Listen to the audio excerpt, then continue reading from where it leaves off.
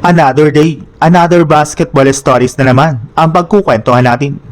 At ngayon nga ay pag-uusapan natin ang balitang pinapahiya ng po ng mga analyst ngayon ang OKC Thunder at ang balitang dalawang bagong center na makukuha ng Los Angeles Lakers.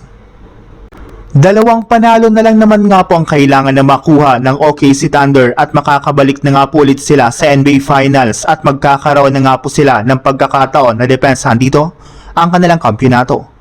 Mas magiging madali na naman nga po sa kanila na gawin ito since bumalik na nga po sa kanila ang home court advantage ng kanilang serye.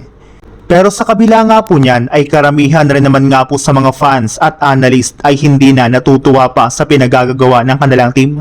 Kagaya na lang ni Kendrick Perkins.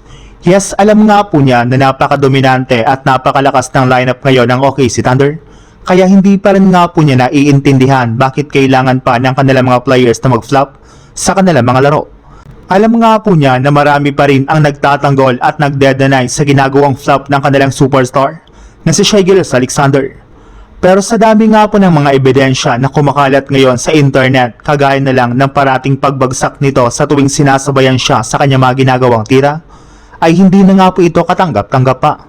Malaking kahihiyan nga po ito sa NBA at kapag hinayaan lang ito ng liga na magpatuloy ay sigurado nga po na mas madaming mga players ang gagaya sa kanya at inaasahan nga po na maisira nito ang kanilang mga laro.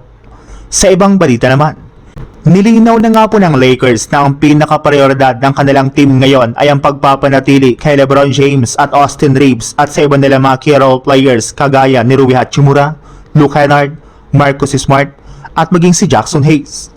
Pero hindi rin naman nga po ibig sabihin na hindi nila balak pa na mag-upgrade ngayon ng kanilang lineup. In fact, maliban nga po sa pagpapanatili nila sa kanilang mga players ay plano rin naman nga po nila na kumuha ngayon ng at least dalawang bagong center sa free agency o di sa trade market. At ayon nga po sa isang NBA insider, kasalukuyan na nga pong naghahanap ngayon ang Lakers ng mga bagong big man na pwede nga po nila makuha as soon as possible. At kabilang na nga po sa mga naibalitang target nilang kunin ay sina Nick Claxton mula sa Brooklyn Nets at maging si Mitchell Robinson mula sa New York Knicks. Either nga po sa kanilang dalawa ang kanilang kukunin at ipangpapalit nila sa kanilang starting center na si DeAndre Ayton na inaasahan nga po na hindi nila pababalikin pa sa kanilang lineup ngayong offseason.